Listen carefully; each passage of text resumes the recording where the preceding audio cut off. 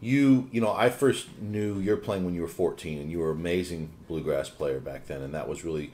I remember at the time you told me all you wanted to do was sound just like Aubrey Haney, who of course we still everybody loves, um, and at the time when you and I studied, you know, you studied with me just for a couple lessons here and there, you know, I tried to talk to you about, you know, learning the theory because as a bluegrass player you had always learned by ear and stuff, and you were a little resistant to that.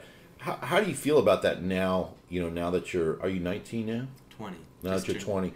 I mean, your learning process. I mean, what would you say to somebody else in your position? Maybe they're a folk fiddle player. They wanted to get into jazz. I mean, is there anything you would say like along those lines as far as, you know, what is that you feel like you need to work on, or what is it that you think that everybody should be working on? Or is there any kind of tips that you would give along those lines?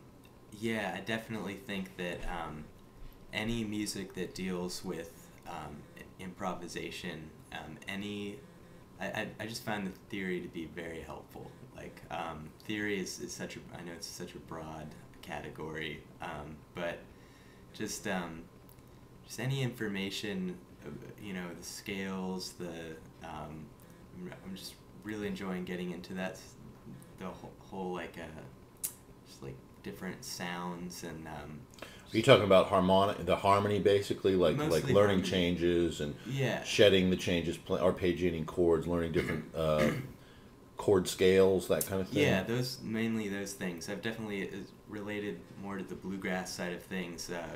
I've found the jazz, like chord scales and harmony aspect of jazz has been a huge help for bluegrass, because most bluegrass, even though it's great, I love the style music, it's very it's, you know, 1-4-5s minor 6, you know, it's quarterly, pretty simple for the most part, and jazz, you know, if you have all that stuff under your fingers and going on, then it's so much easier, it's that much easier to go to bluegrass with all that stuff too. And one thing along those lines that I think is really neat is to hear guys like Alex and you and Billy Contreras, who come from a folk tradition, bluegrass or whatever, and they play jazz almost with that touch on the violin, and I think it's really effective. It's really beautiful. It's a lot different than the way I play it. I mean, having never really grown up in the folk tradition, and just, you know, I was classically trained, and then I got into studying horn players and playing bebop and stuff, and I really admire it, you know, because I can really hear that it's something different. But what I think is really, really special also is kind of the flip of that, which is that guys like you and Alex, and of course Billy, you know, when you play bluegrass, you're throwing in altered chords, altered changes. A lot of newgrass music or new acoustic music obviously is taking advantage of jazz harmonies, and you guys are, you know, kind of transporting that harmony into the music. I mean, would you agree with that? Definitely. In fact, this is kind of a funny little tidbit, but Matt Glazer dubbed Alex and I the Shoehorn Brothers, because we're always trying to shove bebop and jazz licks into bluegrass tunes where they don't really belong. I just think that's kind of funny. So we've kind of kept that title together. But definitely that's been a huge help.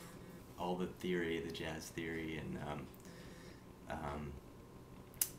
definitely it's fun to like mess with bluegrass tunes sometimes, you know, just like throw stuff in there from jazz and different backgrounds. It's really fun. Alex does this really well. I mean, like, you know, you can tell when he's like playing on these albums, you know, it's listened to a lot of like Aubrey Haney and Stuart Duncan, especially Stuart Duncan. You know, he's like, in my mind, like the smoothest improviser on the fiddle, and you know, coming from that and taking that and Billy and like combining them, like basically, you know, Alex is doing all this crazy stuff, and it's so great. I mean, and you said that you and Alex are going to go on a duo fiddle tour to Europe in January and February, right? Yeah, actually in May. May, okay. We're going in May for 3 weeks, from the end of May to June, or mid-May to June. And you don't have anything booked yet, right? We have no... But you have flights booked. We have flights booked, and And nothing but good times. But I love that, man. That is so inspiring. This is what we have to look forward to in our future.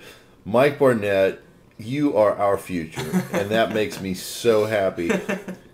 Mike, thanks so much for sharing with us. We're going to make sure when your arms are feeling better and stuff that we can get some video of you showing us some of the stuff that we're talking about today. And like I said, it's man, it's just I feel really honored that I've had a chance to get to know you as you're growing up and to see you as you are blossoming and blooming into being such an amazing player, not only as a musician, as a technician on the violin, but you've got an amazing attitude, and it's just great. So thanks for being with us. Oh, I appreciate all that. Thanks so much.